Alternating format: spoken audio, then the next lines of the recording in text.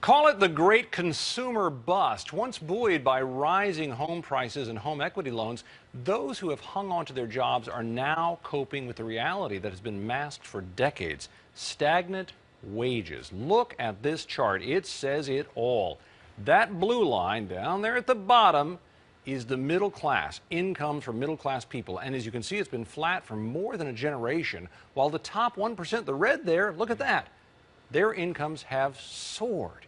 Richard Florida is senior editor of The Atlantic and author of The Great Reset: How New Ways of Living and Working Drive Post-Crash Prosperity. Richard, others have argued that higher income wages are to blame for jobs moving overseas, but you think that higher wages here could actually create better jobs at home. Why? Well, it's the way we built our original middle class after World War II. We decided as a society, political leaders, business leaders, we had to pay those manufacturing workers better so they could buy cars and buy homes and fuel our growth.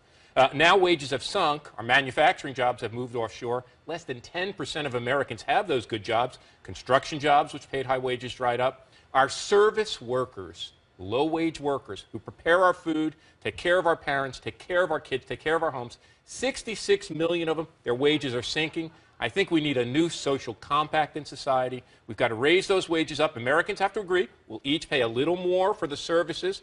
What's more important?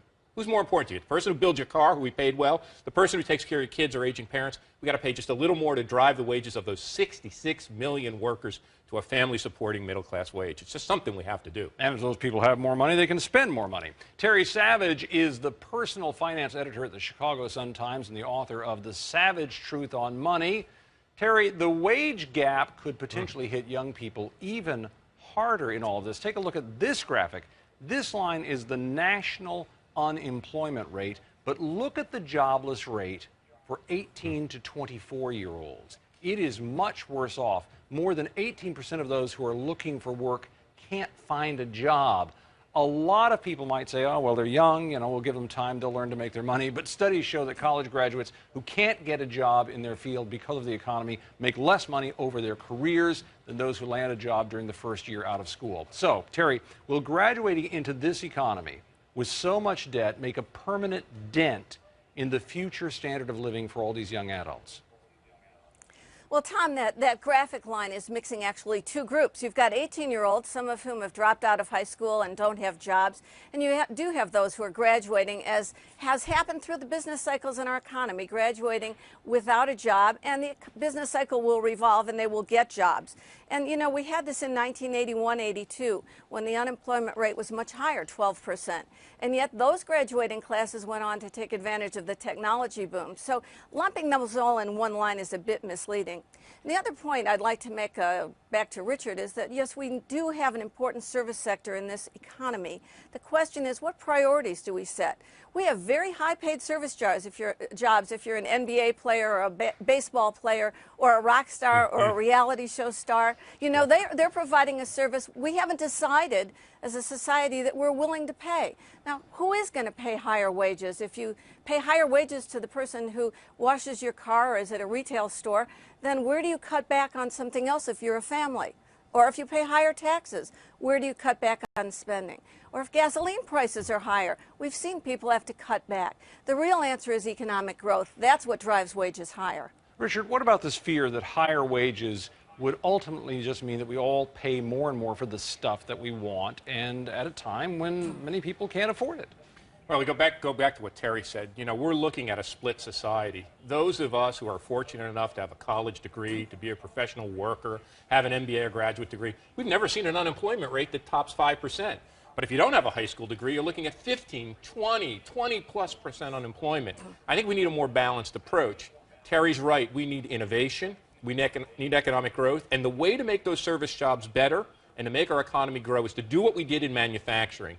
Get the workers engaged, organize them in teams, get them involved in quality circles. Let's have a national commitment like we upgraded agriculture in the 19th century. We committed to our federal government and our universities to do research and to organize our manufacturing sector, make it productive, innovative, and pay higher wages. The last frontier of efficiency and growth has to be that low-wage service sector, the personal services, and you know what?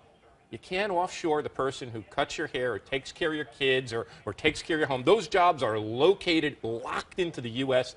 Innovation, creativity, economic growth, and higher wages can go together in a win-win-win economy. All right, but Terry, I want to go back to that first question I asked you, though, because I'm not sure if I got a full answer on that. If we look at these post-college Americans, let's go ahead and factor out the ones you say who dropped out of high school. But look at the post-college Americans who are coming out into a terrible job environment. They're not making much money. They're not saving much money.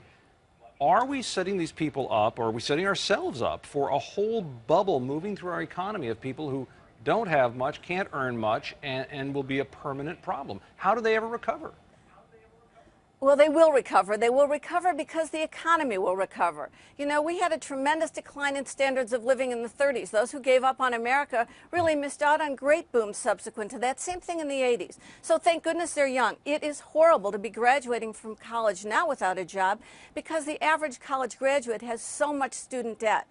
I wrote a column, it's posted at terrysavage.com, about the fact that now within 6 months of graduation, you have to start repaying those student loans, and some helpful websites there for getting information on that, studentloans.gov, and the new income-based repayment plan, ibrinfo.org.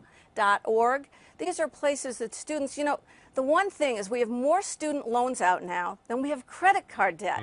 But student loans, you can't go bankrupt, you can't default. The federal government will follow you and deduct from your Social Security check if you don't repay. So yes, it's a horrible problem currently for today's graduates. We can't minimize it. But it would be a mistake if we thought that America was over, that these graduates, the economy wouldn't rebound, and these graduates will get a chance to use their new skills. All right. And one more point. Here in Illinois, $24 an hour jobs in manufacturing are going begging, while service jobs pay 12%. We really haven't educated those high school graduates to do the new manufacturing jobs. That would raise wages a lot. And Terry, I'm going to have to beg you to hold off and stay put. We'll continue with you. Richard, thanks for joining us here. Thank you.